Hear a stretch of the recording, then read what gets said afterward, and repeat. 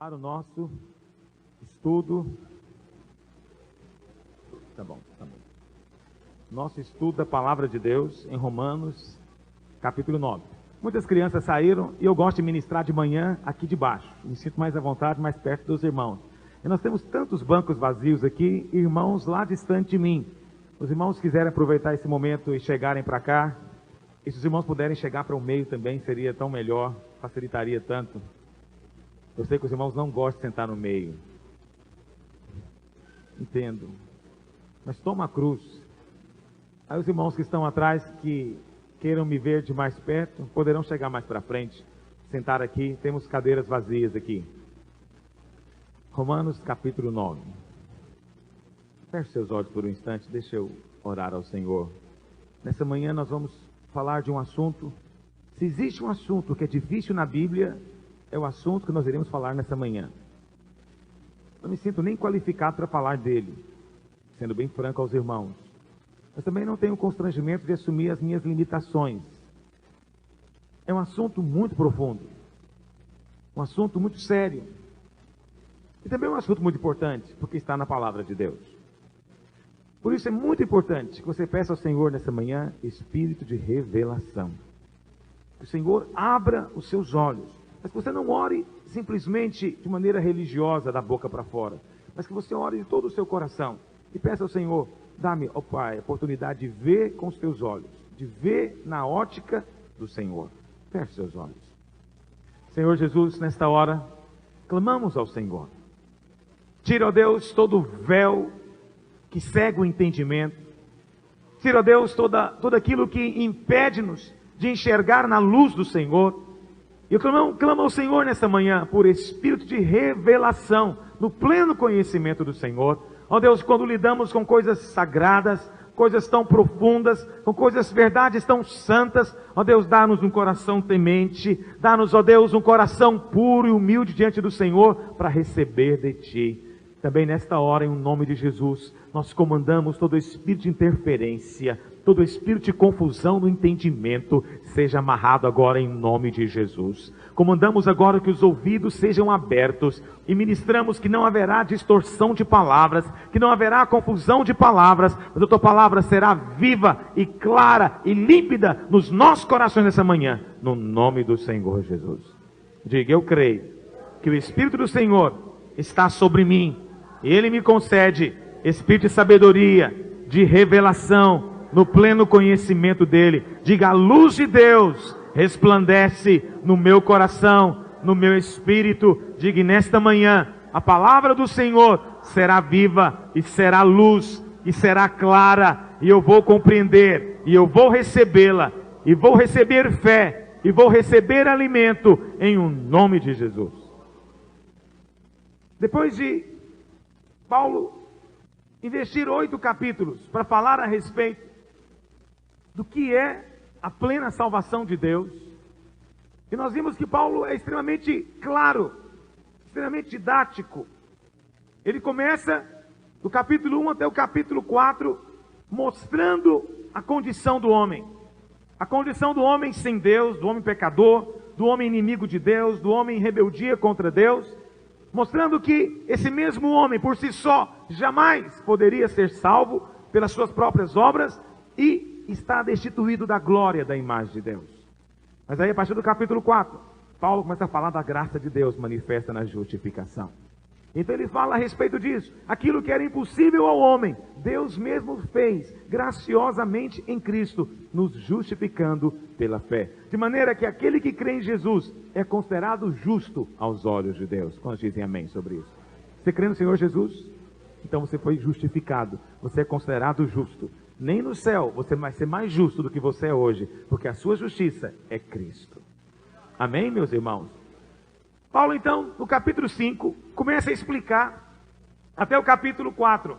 A palavra pecado não é mencionada, apenas pecados no original, obras pecaminosas. Mas Paulo começa a mostrar a partir do capítulo 5 que o problema não é só o que nós fazemos, mas também o que nós somos. Ele mostra a nossa herança em Adão e a maneira como Deus nos tira de Adão e nos transporta para Cristo. Ele nos mostra isso no capítulo 5, nos mostra o livramento no capítulo 6, onde mostra que como nós éramos nascidos em pecado, precisamos então de ser libertos. E se o caminho da escravidão foi o nascimento, o caminho da libertação agora é a morte. E ele mostra então que nós, o nosso velho homem, foi crucificado com ele, de maneira que nós vivemos e andamos hoje em novidade de vida. Mas Paulo ainda continua analisando, ele fala, tá bom, mas e agora no dia a dia? No capítulo 7 e 8 ele nos mostra do grande mistério. Primeiro, que fomos libertos da escravidão, mas também fomos libertos de ter que cumprir a lei. Não precisamos mais de cumprir a lei com o intuito de agradarmos a Deus.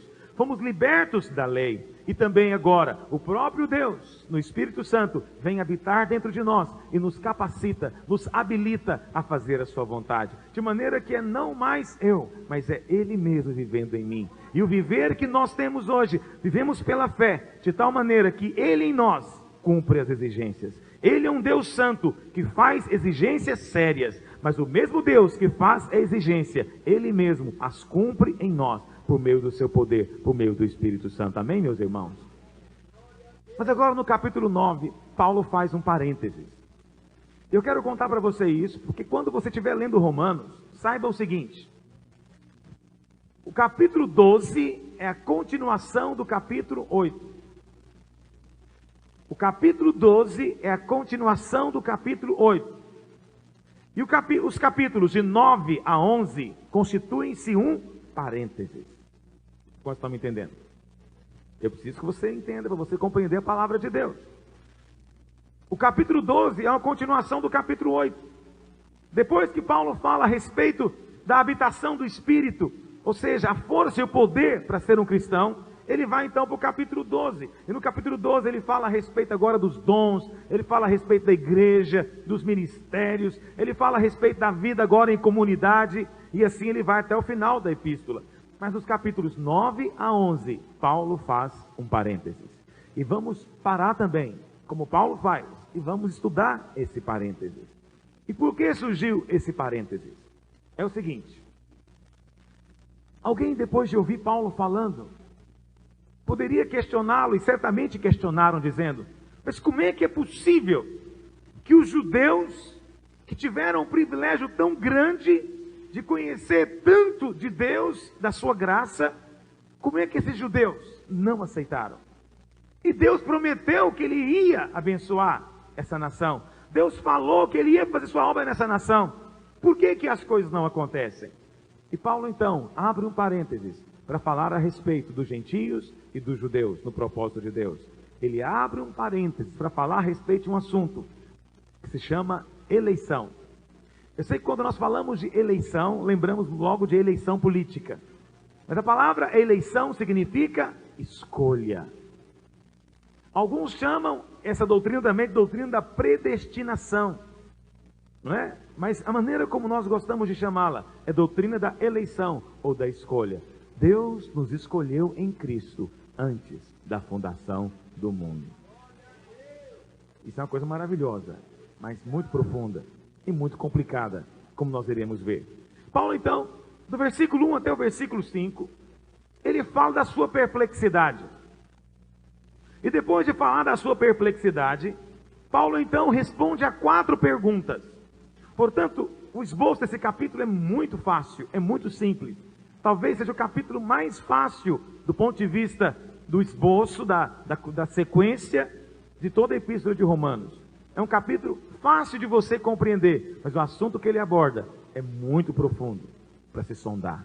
Vamos descobrir isso juntos. Quantos aqui leram, ou pelo menos leram recentemente, o capítulo 9 de Romanos? Deixa eu ver. Poucos, não é?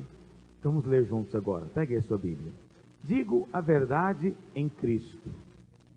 Não minto. Testemunhando comigo no Espírito Santo a minha própria consciência. Aqui Paulo está mostrando que a consciência é uma função do Espírito humano. O Espírito Santo testemunha com a sua própria consciência. Isso nos mostra que o Espírito humano possui algo chamado de consciência. E mais, que o nosso Espírito humano foi unido com o Espírito Santo de tal maneira que o Espírito Santo fala através ou fala na nossa consciência. Verso 2, ele diz: eu não estou mentindo, eu falo a verdade, que tenho grande tristeza e incessante dor no coração, Porque eu mesmo desejaria ser anátema. O que quer dizer anátema, irmãos? Amaldiçoado. Eu mesmo desejaria ser amaldiçoado, separado de Cristo, por amor de meus irmãos, meus compatriotas, segundo a carne. São israelitas, pertencem-lhes a adoção e também a glória, as alianças, a legislação, o culto e as promessas. Deles são os patriarcas e também deles descende o Cristo segundo a carne, o qual é sobre todos, Deus bendito para todos sempre. Amém. Veja, nesse texto aqui, Paulo fala da sua dor. E eu costumo dizer que isso aqui é o que é genuinamente um encargo. Eu penso que, muitas vezes, a obra de Deus não avança mais, não prospera mais, porque não temos tido encargo como esse que Paulo diz ter aqui. Ele diz, olha, o que eu vou dizer para você é algo tão extraordinário, que eu preciso de chamar o testemunho do Espírito Santo para dizer para você que eu não estou mentindo, mas falando a verdade. E ele fala, eu poderia citar aqui pelo menos 3 características desse encargo de intercessão de Paulo. Essa intercessão genuína. Primeira coisa, que ele acompanha na sua Bíblia. Primeira coisa que ele fala no verso 3, verso 2. Porque tenho grande tristeza e incessante o que, meus irmãos? Dor no coração. Esse é o primeiro sinal de alguém que tem um encargo de intercessão. Deixa eu dizer algo para você. Intercessão tem um aspecto ministerial. Tem um aspecto sim, Deus chamou alguns para interceder de uma maneira especial. Por outro lado, toda a igreja, como sacerdócio real, foi chamada para interceder também. E a vontade de Deus é que haja em nós esse tipo de encargo aqui. Paulo fala, eu tenho uma dor incessante, uma tristeza tão grande, quando eu vejo a minha nação, quando eu vejo o meu povo, quando eu vejo os judeus, eles são até zelosos, mas sem entendimento, vivem na ignorância, eles estão completamente fora da vontade de Deus, do padrão de Deus, e quando eu olho, meu coração se entristece. Irmãos, nós temos um desejo, um encargo. O nosso encargo é edificar uma igreja de vencedores. Por um lado.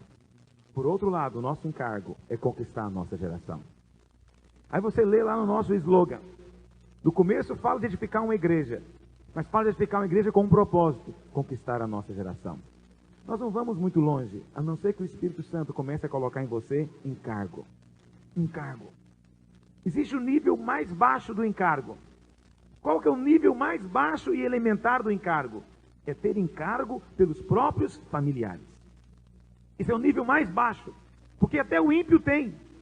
Até o ímpio, quando vê o pai, a mãe, os irmãos, os tios, os primos morrendo, vivendo na ignorância, até eles sentem inquietação interior e encargo. Até o ímpio, que é perverso.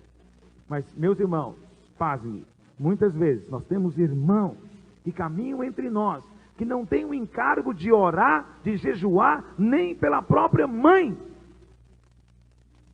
É terrível pensar que pode ser que tenha alguns entre nós que não tem encargo nem pelo pai, nem pelos irmãos de carne. Esse é o nível mais elementar. Se você não consegue jejuar por esses, vai jejuar por quem? Você não chegou no nível de chorar por esse, vai chorar por quem? Não adianta você dizer, já preguei para eles. Não querem não, pastor. Eu já lavei minhas mãos, igual Pilatos.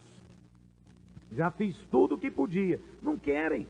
Eu já preguei, eu já orei, eu já jejuei. Ano passado eu jejuei 40 dias. Eu já fiz tudo e não acontece nada. Mas era assim que Paulo sentia? A Bíblia fala que ele tinha uma incessante, meus irmãos. Dor no coração.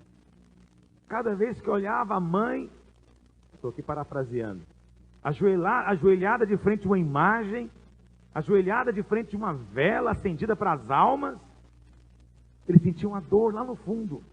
Não da raiva, não da sentir raiva da pessoa, mas compaixão pela cegueira, dizer, oh Deus, olha lá a minha mãe, ajoelhada diante de uma imagem, surda, muda, cega, que não pode fazer nada.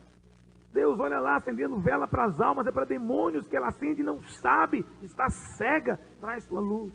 Quantos de nós temos chorado por isso? Quantos de nós temos tido encargo por isso? Mas há um nível mais avançado de encargo. É quando nós temos encargo pelos próprios irmãos que nos rodeiam, pelo mover de Deus na igreja, sabe, pela bênção de Deus na igreja. Quando nós temos encargo pelos que são mais novos na fé, quando temos encargo, meu querido, por aqueles que ainda não aprenderam como deveriam aprender, e nos sentimos comprometidos em ensinar, em proteger, em guardar, consolidar, abençoar, ensinar, instruir, aquilo que nós temos e sabemos, queremos compartilhar com ele, é um nível mais avançado. Nesse nível temos visto alguns irmãos chegando, mas há um nível mais alto ainda, é o nível de Paulo, de ter uma incessante dor no coração, por pessoas que não tinham nada a ver com ele, no sentido de ligação. A única ligação que havia é que eram judeus, nasceram no mesmo país, descendiam de um mesmo povo, só isso. Mas o nível de intercessão dele não era só de sentir dor. Olha o que fala no verso seguinte: porque eu mesmo desejaria ser anátema, eu desejaria ir para o inferno,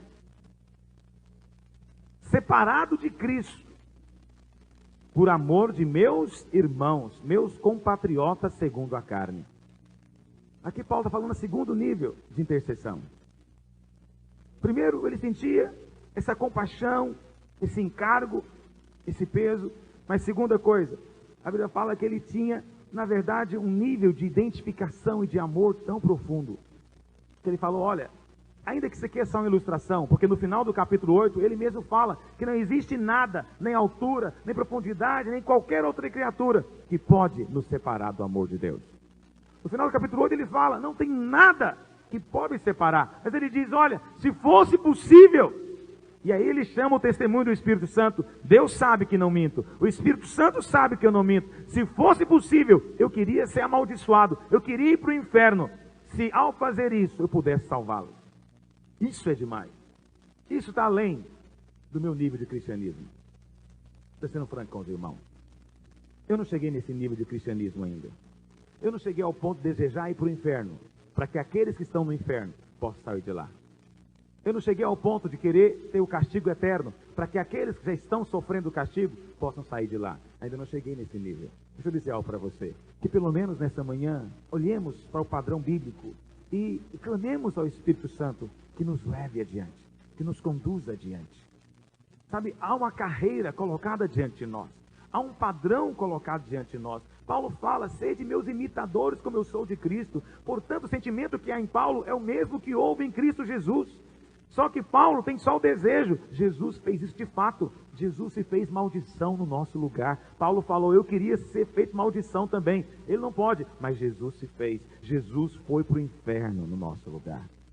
A Bíblia fala que ele desceu até o inferno. Ele não desceu lá para fazer turismo. Ele desceu lá porque ele foi por causa das nossas condenações. Por causa do nosso castigo. Ele tinha que ir lá para o inferno.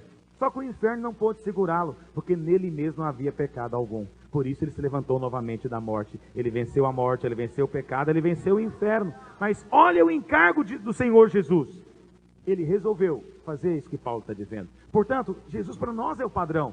Paulo está apenas mostrando que ele estava de acordo com o padrão.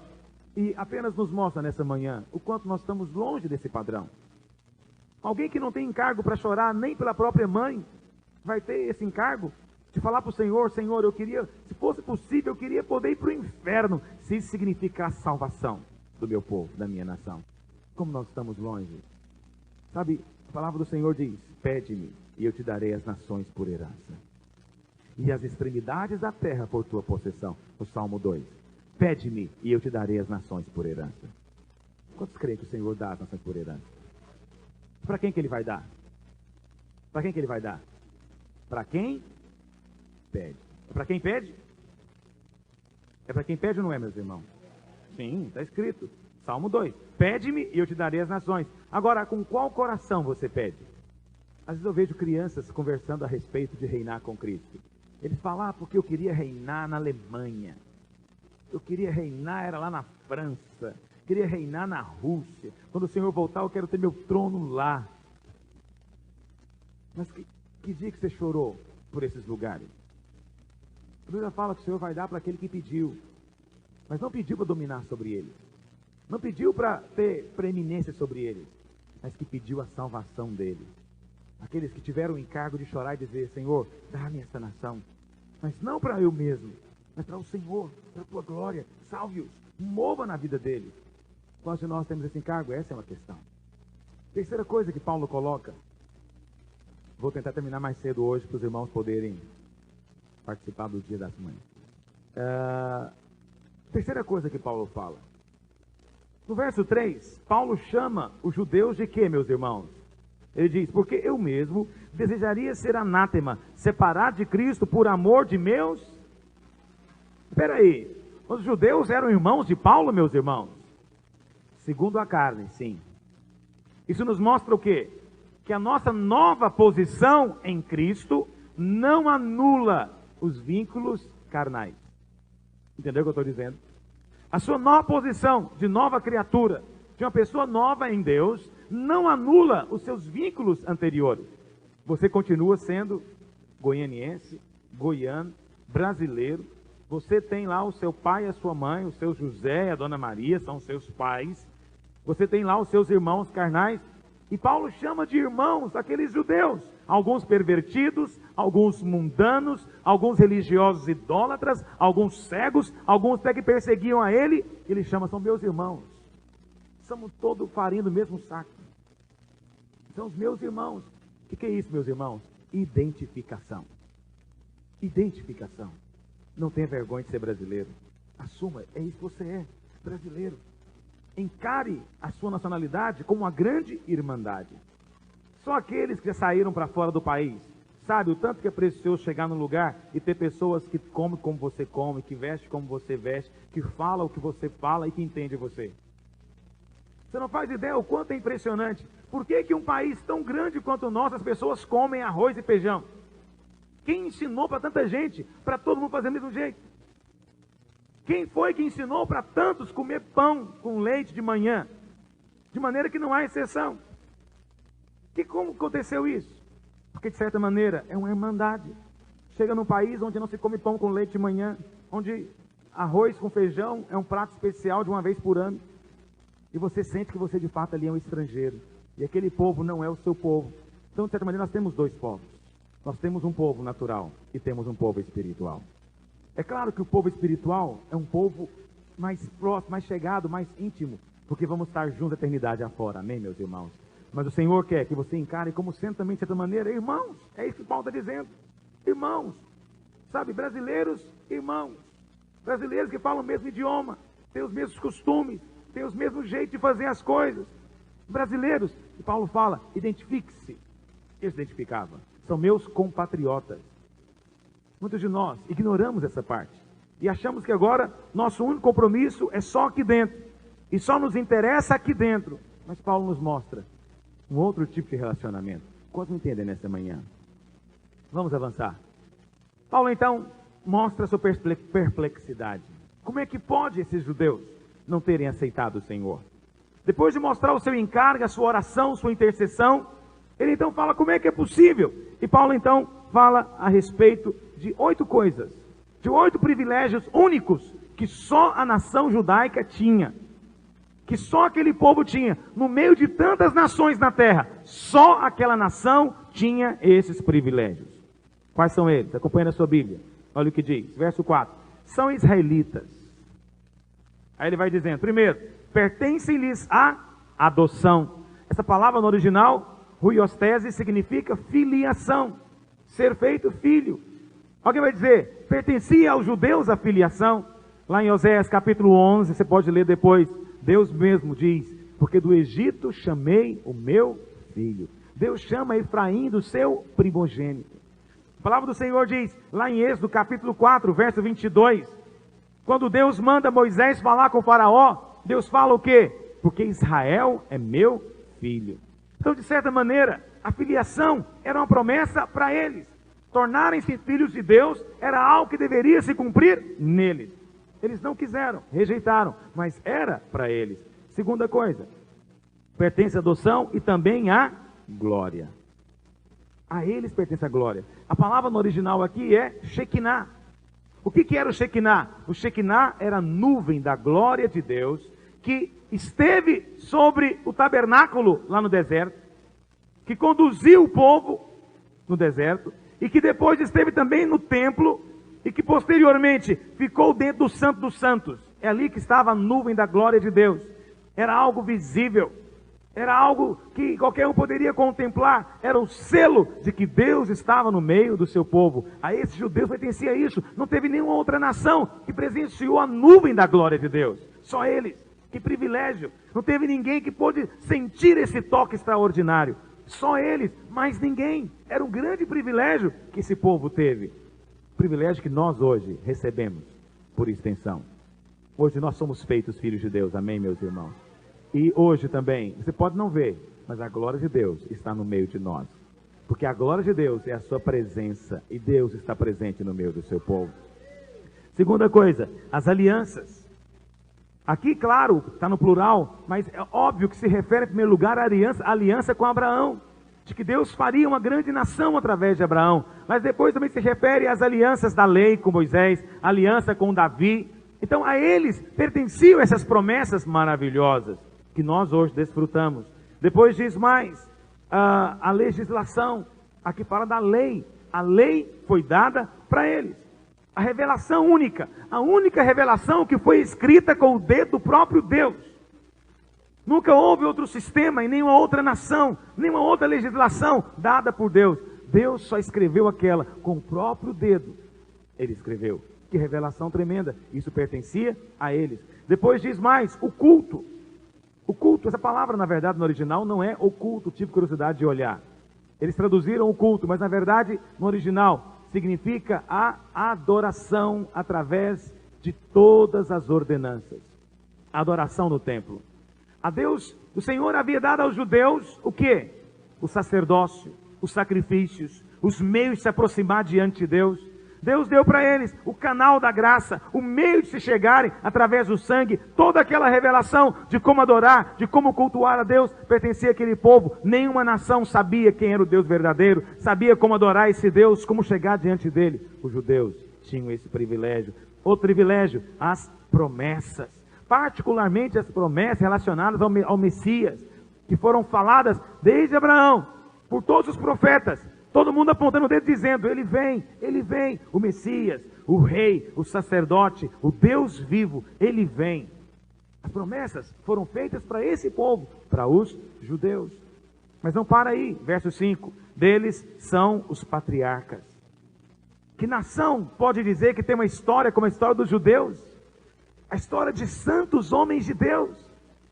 Que nação pode ter no seu rol de heróis, homens como Moisés, que viu a Deus face a face, homens como Davi, que foram chamados de amados de Deus, homens segundo o coração de Deus, homens como Abraão, chamados amigos de Deus.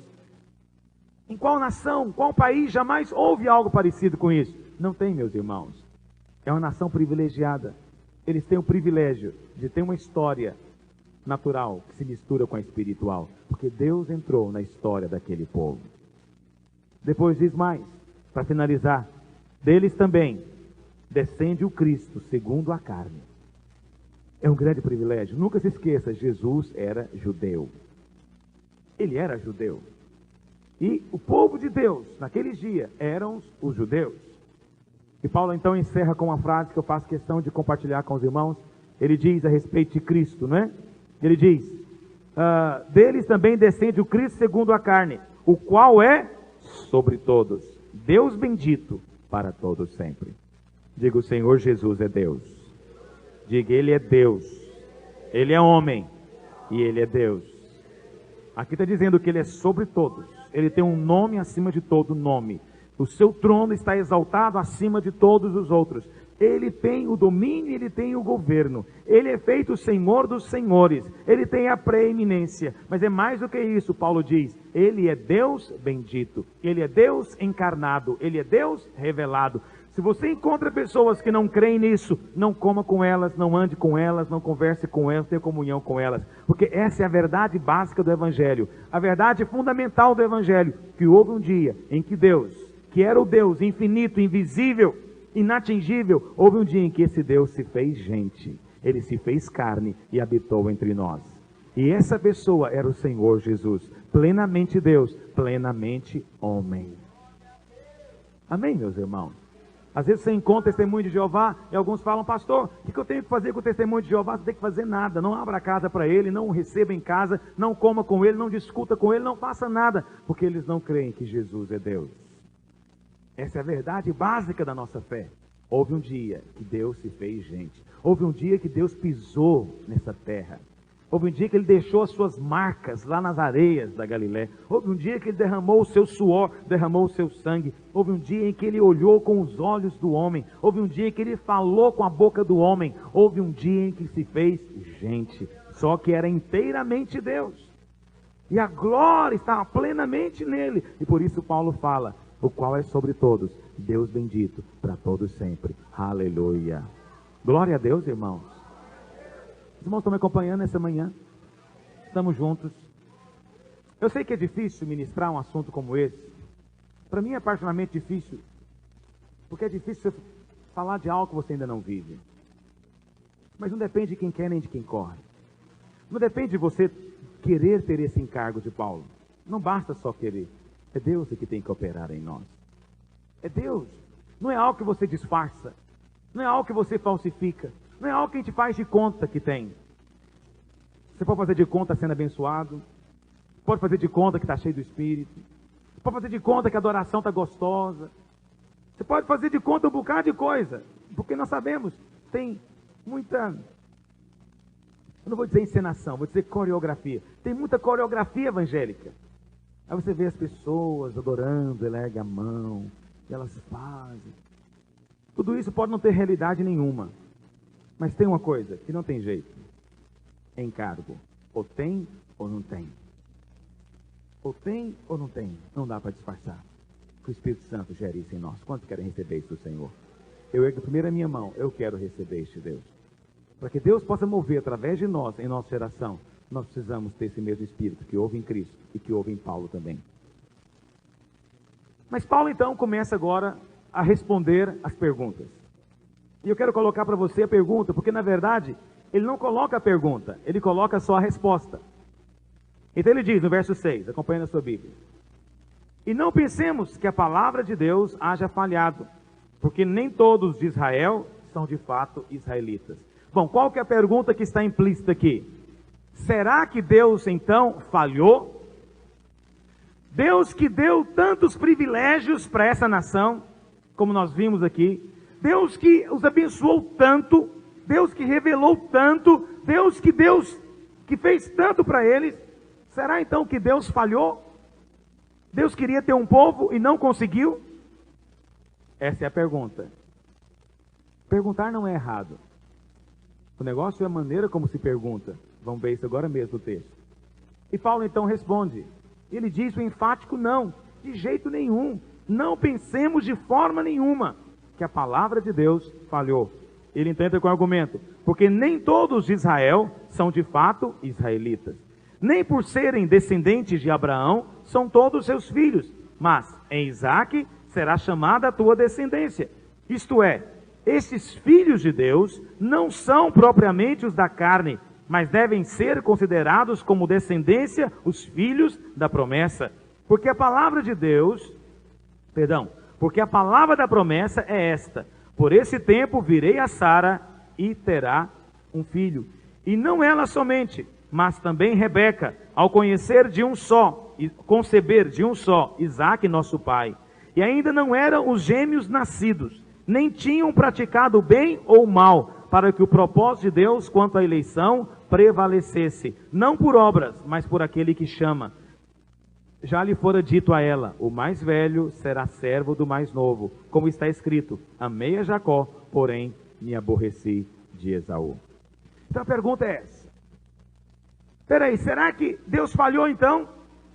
Deus quis constituir um povo e Deus não conseguiu? E a palavra dele então falhou? Aí Paulo responde, não. E qual que é o argumento dele? É o seguinte, que nem todo israelita de fato é descendência de Abraão. Nem todo judeu é judeu de fato. Se você ler lá no começo do livro de Romanos, no capítulo 2, verso 28, pega essa Bíblia. Vamos ler bastante a Bíblia agora. Romanos 2, 28, verso 29. Romanos 2, 28 e 29, diz assim: porque não é judeu quem o é apenas exteriormente, nem é circuncisão a que é somente na carne.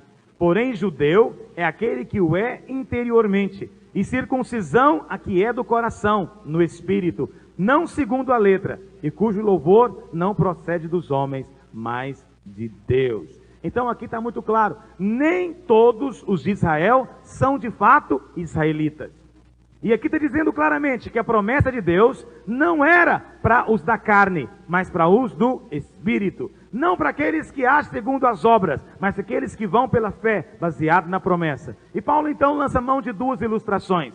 Primeira ilustração, ele fala de Isaac. Então ele diz, ora, Abraão teve mais de um filho. Portanto, nem todo descendente de Abraão, de fato, foi escolhido por Deus. Esse é o argumento de Paulo. Ele teve mais de um filho. Ele teve Isaac e teve Ismael. Mas Paulo diz, mas Ismael não foi o escolhido, e sim Isaac. E ele explica por quê. Porque Isaac veio por causa da promessa. Ismael veio pelo esforço humano, pela carne. Então Paulo diz, Deus não aceita nada que é feito na carne. Para Deus não tem valor algum, e nem é contado, levado em conta, é como se não existisse qualquer coisa que é feito na carne. Aquilo que é feito na carne para Deus não é contado. Os anos vividos na carne não são contabilizados diante de Deus. E o que é mais sério, aquilo que é gerado na carne nunca se torna espírito. Por isso Deus aceitou Isaac. Por que Deus aceitou Isaac? Porque Isaac não foi gerado pela força. Quando Abraão e Sara não podiam ter mais filhos, Deus mesmo veio e pelo seu poder gerou Isaac. Como Isaac veio pelo poder de Deus e Ismael veio pelo poder da carne, Paulo fala então, a mesma coisa acontece depois com toda a nação de Israel.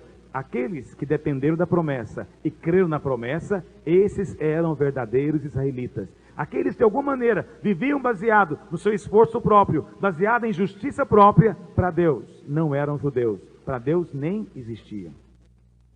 Isso é uma coisa muito séria para nós hoje. É um princípio muito sério. Deus abomina aquilo que tem origem na carne. Deus não aceita nada que tem origem na carne. É por isso que Deus, quando eu falo que Deus odeia, eu tenho que tomar cuidado com essa palavra, porque Deus é amor. Deus é amor. Sendo Ele amor, na verdade, Ele não odeia. Mas Deus tem completa aversão e antipatia por tudo aquilo que relaciona-se à carne. E na Bíblia, há um princípio muito importante que exemplifica e ilustra o que é a carne. Deus detesta tudo que é primeiro.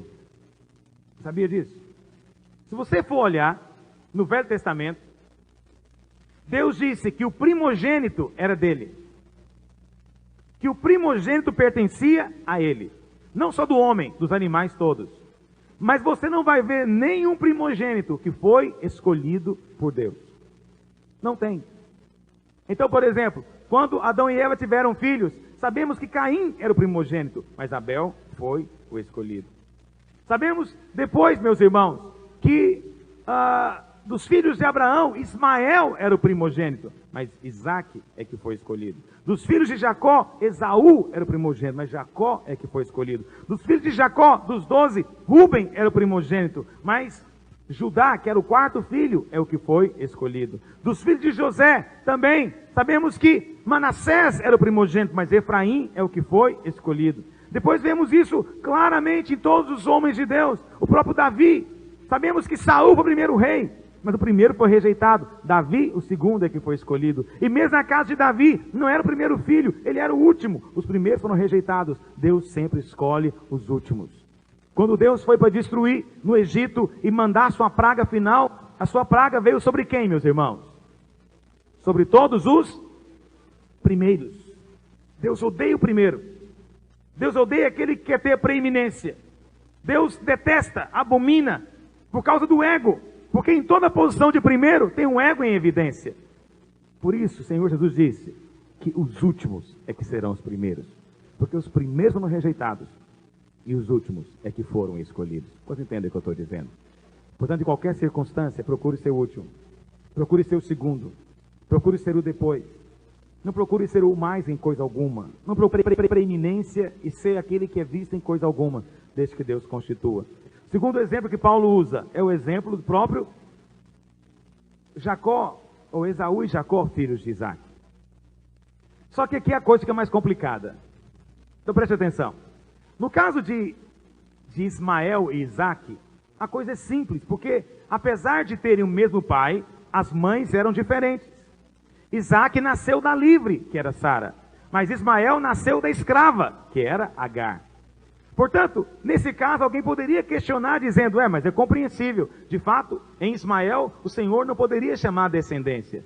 Mas aí vem a questão de Isaac. Quando ele foi ter os seus filhos, a Bíblia fala que os dois estavam ainda na barriga da mãe. A Bíblia fala que eles lutavam um com o outro. E Paulo diz, nem eles ainda tinham praticado bem ou mal, verso 11. Está assim na sua Bíblia? Nem tinham feito bem ou mal. Nem tinham feito nada de errado. Não tinha obra nenhuma. Por que Deus rejeitou um e o outro? Ninguém tinha feito nada. Aí o texto diz, mas Deus escolheu. Deus escolheu Jacó e aborreceu-se de Esaú. Mas por que ele escolheu Jacó? Porque Jacó merecia? Se você for olhar do ponto de vista de mérito, se tem alguém que não merecia, era Jacó. Jacó é que era o enganador, Jacó é que era o suplantador, Jacó é que aprontava todas. De Esaú não se diz que fez nada de errado, pelo contrário, um bom filho, um bom caçador, um bom menino, uma pessoa que não se diz dele. Entretanto, a Bíblia fala que antes que eles tivessem saído da barriga, Deus havia escolhido um e rejeitado o outro. E aí você pode estar agora começando já a ter pulga atrás da orelha. Mas como é que funciona isso, meu Deus do céu? Com base em que Deus escolhe? Com base em que então Deus faz a sua escolha? E Paulo fala claramente no verso 11, entre parênteses, para que o propósito de Deus quanto à eleição, ou seja, escolha, predestinação, não se baseasse, não fosse por obras, não se baseasse em mérito, mas pela vontade soberana daquele que escolhe. Paulo então está dizendo claramente aqui, que Deus escolhe uns e não escolhe outros. É isso que ele está dizendo aqui. Isso é claro na Bíblia. Você pode às vezes não entender, como eu também não entendo muita coisa, mas você não pode questionar. É um fato, Deus é que escolhe. Você não foi salvo porque você quis, você foi salvo porque Deus quis. Você não arrependeu porque você era bonzinho e ficou contristado pelos seus tantos erros. Você arrependeu porque o Espírito Santo produziu arrependimento em você. Você não conseguiria vir a Deus se Deus não fosse ao seu encontro. A palavra de Deus diz que nós éramos como aquele cego na beira do caminho. O que é um cego na beira do caminho, meus irmãos? Ele pode ir a algum lugar? Ele não vai a lugar nenhum. Você era um cego na beira do caminho. Se Jesus não fosse até você para curar você, você seria curado? Ou se alguém não pegasse na sua mão, não levasse você a Jesus, você poderia ir a Jesus? Ninguém, nenhum de nós poderíamos ir a Deus. Porque se você tivesse ido a Deus, você teria ido que se gloriar diante de Deus. Poderia dizer, não, Senhor, mas teve um dia que eu decidi ser crente. Teve um dia que eu falei, não, eu vou ser crente, eu quero melhorar a minha vida, eu preciso ser melhor. Você poderia dizer, está vendo, Senhor, eu tinha boas intenções, eu tinha algo de bom em mim, mas o Senhor diz, não há nada de bom em ninguém. É Deus que opera o querer em você. Se um dia você quis Deus, é porque Deus colocou esse querer dentro de você. Se um dia você buscou a Deus, é porque o Espírito Santo gerou esse buscar dentro de você. Portanto, ninguém, em época nenhuma, vai se gloriar de nada diante de Deus. Nem dizer para Deus, eu tenho uma parte boa nessa história. Eu que decidi ser crente, eu que decidi crer no Senhor, eu que resolvi, eu que escolhi. Ninguém pode dizer isso para Deus, porque é Deus que escolhe. Quanto entende o que eu estou dizendo nessa manhã? Bom, é Deus que escolhe. Está claro, vamos ler isso na Bíblia? Pegue a sua Bíblia agora, vamos ler alguns versículos. Vamos começar com Jesus. Será que Jesus falou isso também, meus irmãos? Falou. Abre lá em João. João capítulo 13, verso 18. João 13, 18, acharam? Olha o que diz. Não falo a respeito de todos vós, pois eu conheço aqueles que... Foi Jesus que escolheu, meus irmãos? Ou foram os discípulos que escolheram a Ele? Foi Ele que escolheu. Portanto, nenhum discípulo tinha do que se gloriar, porque foi Jesus que os escolheu. E não escolheu baseado em mérito nenhum, porque ninguém merecia nada. Não escolheu baseado porque eles eram bons em alguma coisa, porque ninguém era bom em nada. Pelo contrário, o Senhor escolheu, na verdade, na compreensão natural, os piores. Vai lá para o capítulo 15, verso 16. Vamos ler juntos esse versículo, que ele é tão importante. João 15, verso 16. Acharam? Vamos ler então? Não fostes vós que me escolhestes a mim. Pelo contrário, eu vos escolhi a vós outros. Mais uma vez, vamos ler? Não fostes vós. Pelo contrário, eu vos escolhi a vós outros. Diga, não foi eu que escolhi a Deus. Diga, foi Deus mesmo quem me escolheu. Os irmãos creem nisso? Isso é graça. Foi Deus que nos escolheu. Agora, alguém pode perguntar. Vamos ler mais um versículo ainda? Vira a página. Olha o capítulo 17, verso 6. Manifestei, João 17, verso 6. Manifestei o teu nome aos homens que me deste do mundo. Eram teus. Tu nos confiaste. Ou seja, foi Deus que mandou cada um deles para estar com Jesus. Deus estabeleceu isso. Aí tá bom, alguém vai dizer agora, pastor, qual que é a implicação prática disso? Deus não escolheu, por que Deus não escolheu todos? Por que Deus então escolhe só alguns?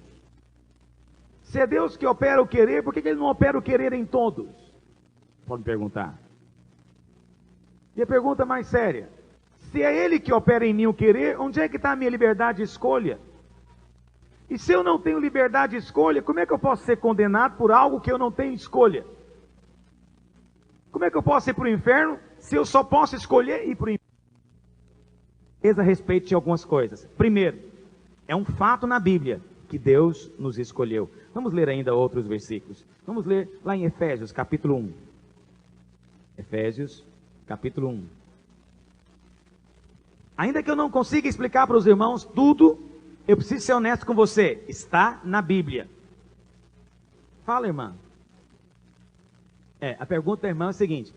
Se Deus não escolheu alguém, o que adianta eu pregar para ele? Orar para ele? É uma ótima pergunta. Não me sinto apto a respondê-la. Entretanto, está escrito na Bíblia. Agora, não nos compete discutir quem é escolhido e quem é não. Nós pregamos o Evangelho. Enquanto estamos aqui, nós pregamos o Evangelho, nós oramos, nós combatemos o diabo, nós jejuamos, nós cooperamos com Deus.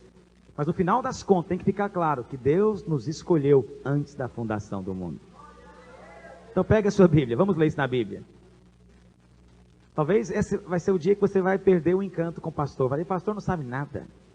Eu venho aqui, vou tirar minha dúvida, ele só faz aumentar minhas dúvidas. Vou embora. É um fato. Vamos ler. Sim, querido? Eu e minha casa serviremos ao Senhor. Você pode dizer isso. Vamos ler. Efésios capítulo 1, verso 3. Olha o que diz. Bendito Deus e Pai de nosso Senhor Jesus Cristo, que nos tem abençoado com toda sorte e bênção espiritual nas regiões celestes em Cristo Jesus, assim como nos... Está assim na sua Bíblia? Ele nos escolheu nele quando? Antes da fundação do mundo, para sermos santos e irrepreensíveis perante Ele, e em amor nos predestinou. Eu sei que nós não gostamos dessas palavras, mas está na Bíblia. Ele nos predestinou para quê? Capítulo 2, verso 13. 2 Tessalonicenses, capítulo 2, verso 13. Olha o que diz. Entretanto, os irmãos acharam? Entretanto, graças a Deus por vós, irmãos amados pelo isso que Deus vos escolheu desde o princípio. Diga, Deus nos escolheu. Agora, para que Ele escolheu? Para a salvação, pela santificação do Espírito e fé na... Bom, está na Bíblia. Vamos lá para 2 Timóteo. 2 Timóteo, capítulo 1, verso 9 e 10. 2 Timóteo 1, verso 9. Deus que nos salvou e nos chamou com santa vocação, não segundo as nossas obras, mas conforme a sua própria determinação e graça, que nos foi dada em Cristo Jesus antes dos tempos eternos. Veja bem, Ele determinou, escolheu antes dos tempos eternos. Essa é a doutrina bíblica. Agora, sobre essa doutrina precisamos de falar algumas coisas. Primeiro, como eu disse aqui, ela está na Bíblia e Jesus mesmo falou dela. Ele mesmo disse. Esse é um ponto. Segundo ponto, espero, se você estiver anotando, anote esses pontos com clareza na sua Bíblia. Entenda que ela é bíblica. Segundo ponto, apesar da palavra de Deus dizer que Deus escolheu antes de haver qualquer coisa, existem textos que nos falam a respeito da sua presciência. Vamos voltar lá para Romanos capítulo 8. Romanos 8, verso 29. Romanos 8, 29. Os irmãos acharam? Olha o que diz. Porquanto aos que de antemão conheceu, a estes... Então, quem é que Deus predestinou, meus irmãos? Aos que Ele conheceu antes. Isso chama-se na Bíblia o quê? Presciência. Ou seja, Deus sabe tudo o que vai ser antes de ser. Deus sabe tudo o que vai acontecer antes de acontecer. E Deus conheceu cada um de nós antes que viéssemos a existir.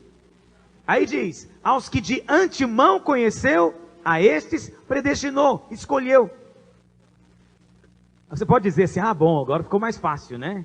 Agora eu estou entendendo, quer dizer, Deus escolheu porque Ele sabia antes. Você pode achar que é fácil isso, mas ainda assim, você não sabe por que Ele escolheu.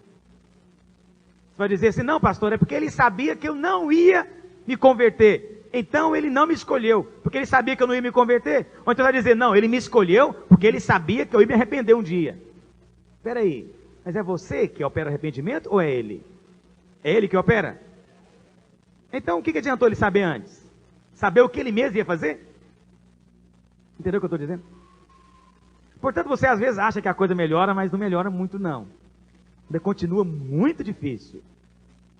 Por isso eu fiquei tentado a pular esses capítulos. Falei, eu não vou falar desse trem na igreja não. Vai acabar com a minha reputação de mestre na palavra. Mas é bom acabar mesmo, isso é de Deus. Eu não sei tudo, mas pelo menos eu sei as dúvidas. Já ajuda você. Eu sei as perguntas, já é alguma coisa. Antes de ter a resposta, começamos com boas perguntas. E Pedro também fala isso. Abre lá em 1 Pedro. 1 Pedro. Portanto, é uma doutrina que Jesus disse, que Paulo disse, que Pedro disse. A coisa é muito mais ampla do que você imagina. Todos os homens de Deus falaram dela. Não queira discutir com os apóstolos. Eu não discuto com eles. 1 Pedro, capítulo 1, verso 1 e 2. Olha o que diz. Pedro, apóstolo de Jesus Cristo, aos eleitos. Diga, eleitos. Quantos aqui foram eleitos? É o que Pedro está dizendo. Fomos escolhidos. Eleitos, que são forasteiros da dispersão, no ponto Galácia, Capadócia, Ásia e Bitínia. Aí ele explica. Eleitos, sim. Mas eleitos segundo o que, meus irmãos? A presciência de Deus... Diga, eu fui escolhido, segundo a presciência de Deus. Então isso está na Bíblia. Deus nos escolheu segundo a sua presciência. Mas não pense que você tem algum mérito nisso, porque não tem. Porque ninguém pode dizer, não, eu merecia ser salvo, porque eu queria Deus. Desde pequeno que eu quero Deus. Deus encontrou algo de bom em mim. Deus não encontra algo de bom em ninguém. Não há ninguém bom. Não há bondade em homem nenhum. A salvação começa em Deus, é realizada por Deus, é um presente de Deus, e homem nenhum pode se gloriar diante dele. Esse é o mistério do Evangelho. Fala, irmão, fala alto. Esse versículo está na Bíblia. Vamos ler então esse versículo. Abre lá em 2 Timóteo. Ou é 1 Timóteo? 2, verso 4. 1 Timóteo 2, verso 4. Vamos ler juntos? Deus é bom, meus irmãos. E Ele deseja salvar todo homem? Deseja. Isso também está na Bíblia. Vamos ler juntos? Vamos ler junto, que é importante esse versículo. Vamos lá? O qual deseja que todos os homens sejam e cheguem ao pleno conhecimento da verdade.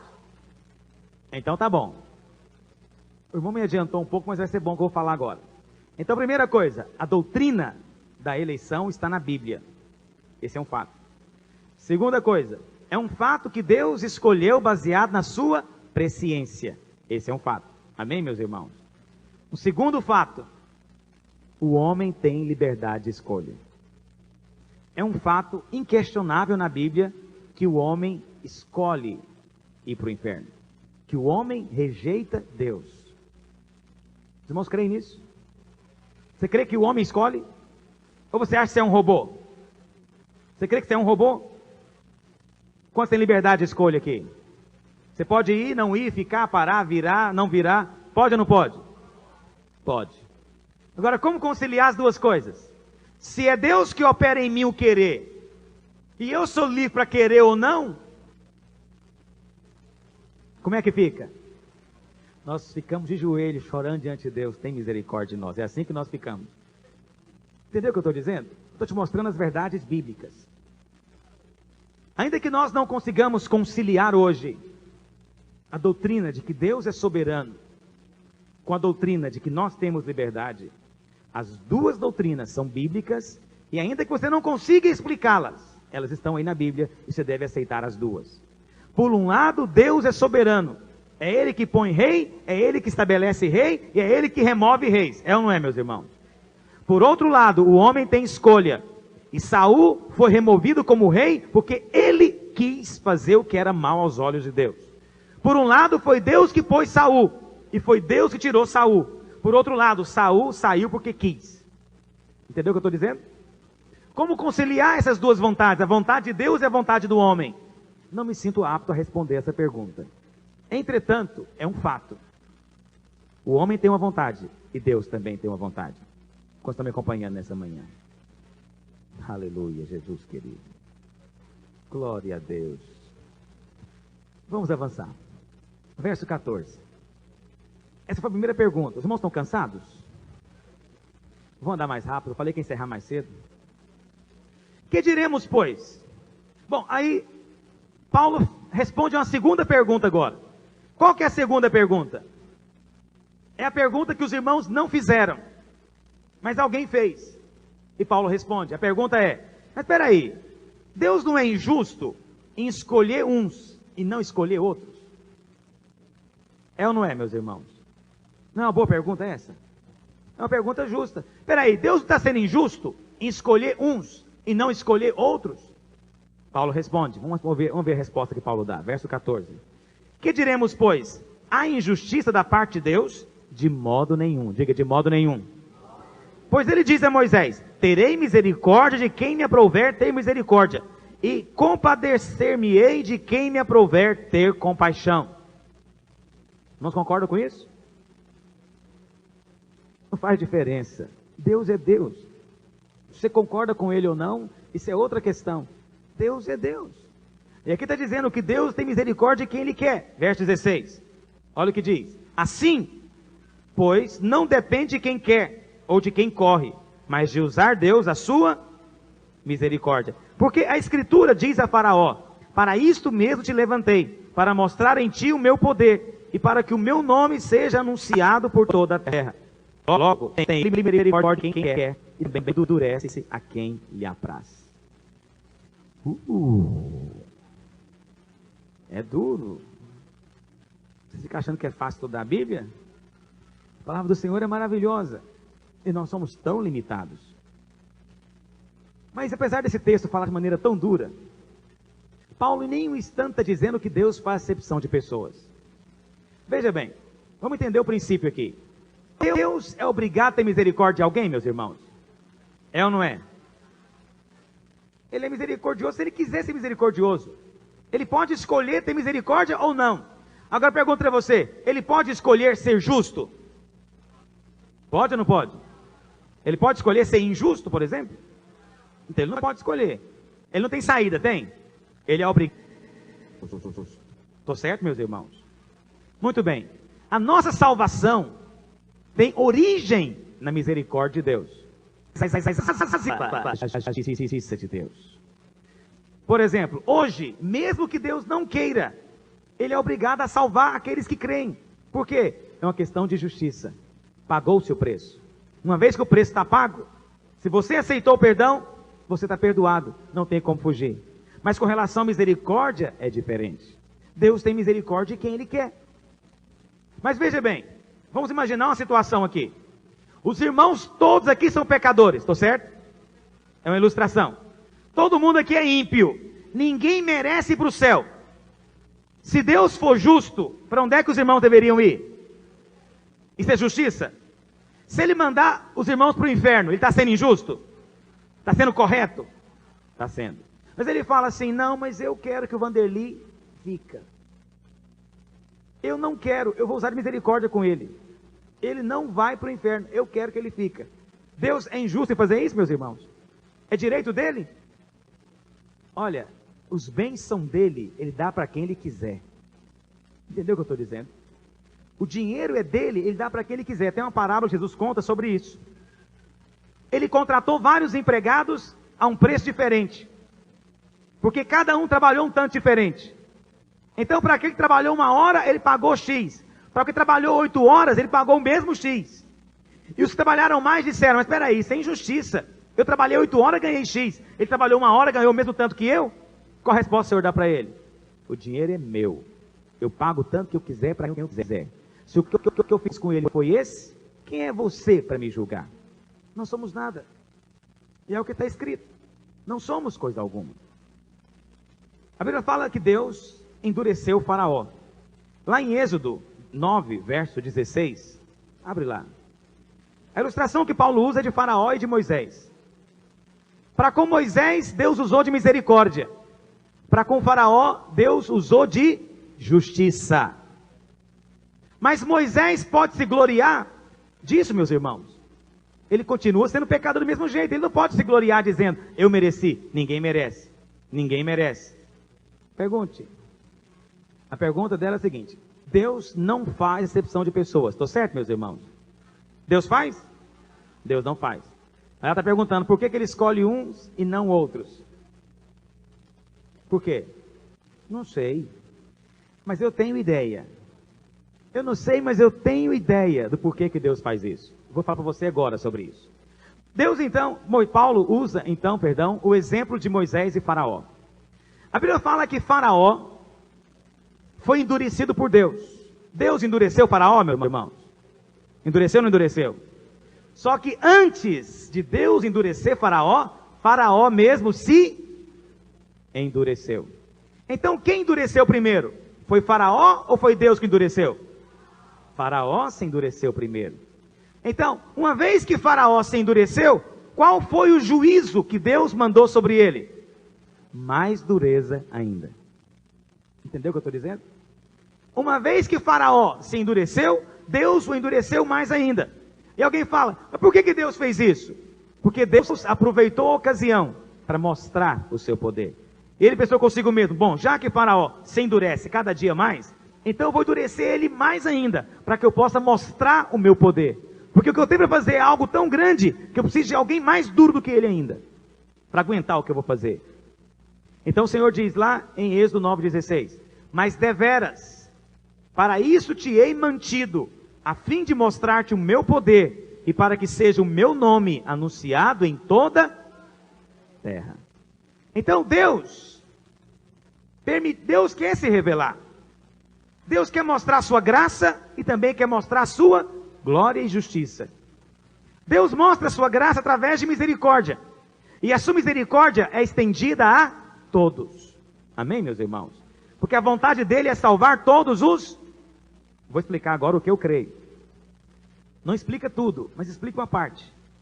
A vontade dele é salvar todos.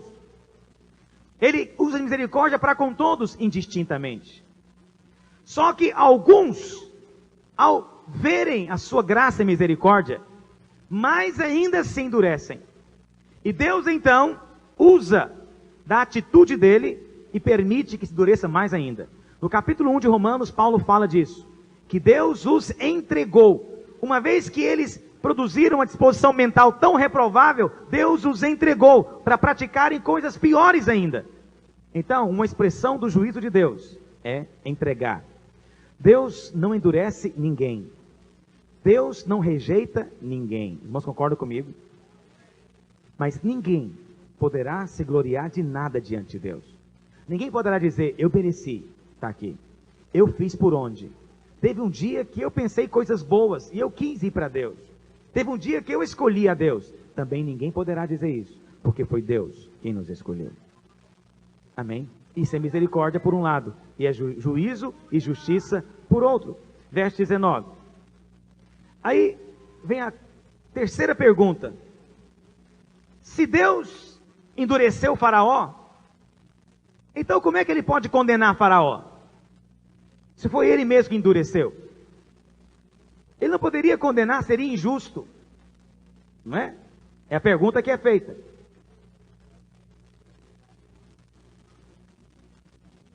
Pois é. Se Deus mesmo escolhe uns vasos para desonra, como é que então Deus pode depois culpá-los e condená-los? Essa é a pergunta. Paulo responde no verso 19. Vamos ler a resposta de Paulo. Tu, porém, me dirás, de que se queixa ele ainda? Pois quem jamais resistiu à sua vontade? Ou seja, eu não posso resistir a Deus. Se Deus quer me salvar, eu não tenho saída, eu vou ser salvo. Mas se Ele não quer me salvar, eu não tenho saída. Por outro lado, Paulo explica então, a vontade dele é salvar e é exercer misericórdia. O problema nunca está em Deus, mas está sempre no homem. Vamos ler. Verso 20. Quem és tu, ó homem, para discutires com Deus? Porventura pode o objeto perguntar a quem o fez, por que me fizeste assim? Ou não tem o oleiro direito sobre a massa, para do mesmo barro fazer um vaso para honra e outro para desonra? A maneira como Paulo responde essa pergunta é fazendo outras perguntas. E a primeira pergunta que ele faz é a seguinte: quem é você para discutir com Deus? Ele fala, olha, está havendo um equívoco aqui. Você está querendo se colocar na posição de igual para igual com Deus? Como se você tivesse apto a decidir os atos de Deus? E a pergunta que eu vou fazer para nós mesmos nessa manhã: quem somos nós para estarmos aqui tentando analisar e discutir os atos de Deus? Ele é o Senhor. E a ilustração é muito clara. Ele é o oleiro. O que ele vai fazer com o vaso é problema dele. Não nos compete discutir. Se ele quer fazer um vaso para enfeitar a sala e quer fazer um outro vaso para um outro propósito menos nobre, é uma decisão dele. E alguém pode dizer, pastor, mas significa então que eu não posso perguntar nada para Deus? Pode. Mas depende de qual atitude você pergunta. Perguntas de pessoas arrogantes, que questionam a Deus, essas perguntas são tidas por Deus como soberba. Pessoas que querem se colocar no patamar de igual para igual com Deus. Nunca se achegue diante de Deus na postura de igual para igual. Ele é o Senhor e está sentado no seu trono. Nós somos seus servos. Somos como pó, a poeira que passa. Somos coisa alguma. Não entendemos os seus caminhos, são mais altos que os nossos. Não podemos compreender os seus planos, são muito mais elevados que os nossos. Temos apenas que nos submeter. Se ele se dignou a falar algo a respeito do seu propósito, temos apenas que nos submeter a ele em humildade. Fazer como Jó fez. Abre lá em Jó capítulo 40. Vamos ler 2 versículos. Já estou encerrando, irmãos, prometo. Se eu quebrei uma promessa, não vou quebrar outra não. Jó capítulo 40. Depois de Jó discutir com Deus, talvez você, depois de ouvir o que eu estou dizendo para você aqui nessa manhã, você se sinta no direito de querer discutir com Deus. Apenas reconheça que você não sabe. Tenha humildade o suficiente para reconhecer de que há um Deus que governa. E não podemos explicar todas as coisas. Não podemos sistematizar tudo. Há lugar para o mistério nos planos de Deus ainda. Há lugar para o insondável. Há lugar ainda para aquilo que está além da nossa compreensão. E é assim que Paulo quer concluir o seu raciocínio. Ele não nega que Deus escolhe. É um direito dele, atributo dele. Ele escolhe. Ele soberanamente determina. Ainda que ele não negue a si mesmo. Ele escolhe. E ele não se vê na obrigação de justificar suas escolhas para nós. Como fez com Jó. Olha o que diz. Jó 40. Olha o verso 2. Acaso quem usa de censuras contenderá com Todo-Poderoso? Quem assim argui a Deus, que responda. Quem pode arguir a Deus? Quem pode contender com Deus? Se os seus caminhos são tão profundos, tão mais elevados, que não somos capazes, às vezes, de perscrutar. Vira a página, olha o capítulo 42. Então respondeu Jó ao Senhor: bem sei que tudo podes, e nenhum dos teus planos pode ser frustrado. Quem é aquele, como disseste, que sem conhecimento encobre o conselho? Na verdade, falei do que não entendia. Coisas maravilhosas demais para mim, coisas que eu não conhecia. Por isso, verso 6, me abomino no pó e na cinza. Nessa manhã me atrevi a falar de coisas grandes demais e profundas demais. Mas eu fiz com muita reverência e respeito diante de Deus, para que você também tenha temor de reconhecer que a sua lógica humana não atinge todo o conhecimento. Que por mais que nós estejamos aqui a cada domingo estudando e perscrutando e buscando do Espírito Santo, ainda haverá espaço para coisas que o Senhor revela para si. E não as revela para os homens, e não as revela para nós. Apenas eu quero concluir dizendo a você uma coisa, que é a conclusão de Paulo. Ninguém pode se gloriar de nada diante de Deus. É Deus que opera o querer, é Ele que opera o realizar. Ele está no começo, Ele está no fim. Ele é o alfa, Ele é o ômega. Ele escolheu, e ninguém pode dizer que participou em nada do processo de salvação. Ele nos salva do começo até o final, para que no final toda a glória seja exclusivamente dele. Vamos continuar, vamos encerrar esse texto lendo. Vamos lá, volta ao capítulo 9. Verso 22. Que diremos, pois? Se Deus, querendo mostrar a sua ira e dar a conhecer o seu poder, suportou com muita longanimidade os vasos de ira preparados para a perdição, a fim de que também desse a conhecer as riquezas da sua glória em vasos de misericórdia, que para a glória preparou de antemão, os quais somos nós, a quem também chamou, não só dentre os judeus, mas também dentre os gentios. Assim como também dizem Oséias: chamarei povo meu ao que não era meu povo, e amada a que não era amada. E no lugar em que se lhes disse: vós não sois meu povo, ali mesmo serão chamados filhos do Deus vivo. Mas relativamente a Israel, dele clama Isaías: ainda que o número dos filhos de Israel seja como a areia do mar, o remanescente é que será salvo. Porque o Senhor cumprirá sua palavra sobre a terra, cabalmente e em breve. Como Isaías já disse: se o Senhor dos exércitos não nos tivesse deixado descendência, ter-nos íamos tornado como Sodoma e semelhante a Gomorra. Em conclusão, verso 30, que diremos, pois? Em conclusão, que os gentios que não buscavam a justificação vieram a alcançá-la, todavia que decorre da fé. Israel, que buscava a lei de justiça, não chegou a atingir essa lei. Por quê? Porque não decorreu da fé, e sim como que das obras, tropeçaram na pedra de tropeço. Como está escrito: eis que ponho em Sião uma pedra de tropeço e rocha de escândalo, e aquele que nela crê não será confundido. Essa é a palavra de Deus. Conclusão final de Paulo é o seguinte: não acalente no seu coração em nenhum instante pensar que há algo bom dentro do homem. Não acalente em nenhum instante o pensamento de que você fez algo em direção a Deus, de que você deu um passo em direção a Deus. Você nunca deu um passo em direção a Deus. Você por si só nunca quis a Deus, porque não há homem bom, nenhum sequer. Só há um que é bom. E esse Deus que é bom, resolveu usar de misericórdia conosco. Ele tem misericórdia de quem Ele quer, mas Ele resolveu ter misericórdia dos homens. E essa misericórdia se renova a cada dia. Para dele, ainda assim, nós somos responsáveis diante dele. Porque se alguém é salvo pela sua misericórdia e pela sua graça. Mas se alguém é condenado, ele vai para o inferno exclusivamente por causa da sua escolha, da sua decisão. Por um lado, temos os atos soberanos de Deus. Por outro lado, a liberdade de escolha do homem. E baseado nela, é ser condenado. Por isso, você não tem o direito de lidar com as coisas de Deus com base na sua soberania. Não use a soberania de Deus como argumento para displicência, para o relaxo, para a preguiça. É o que muitas igrejas fazem. Elas dizem: não vou orar, Deus determinou tudo. Está tudo escrito determinado, quando nada havia ainda. Vou fazer guerra espiritual para quê? Deus soberano, Ele reina. Para que pregar o evangelho? Os que devem ser salvos vão ser salvos, dizem eles. Deixa eu dizer algo para você: não é essa a nossa postura. Deus soberanamente escolheu agir através de nós. Não nos compete saber quem é ou quem deixa de ser. A nós compete fazer o trabalho do servo que nos foi confiado.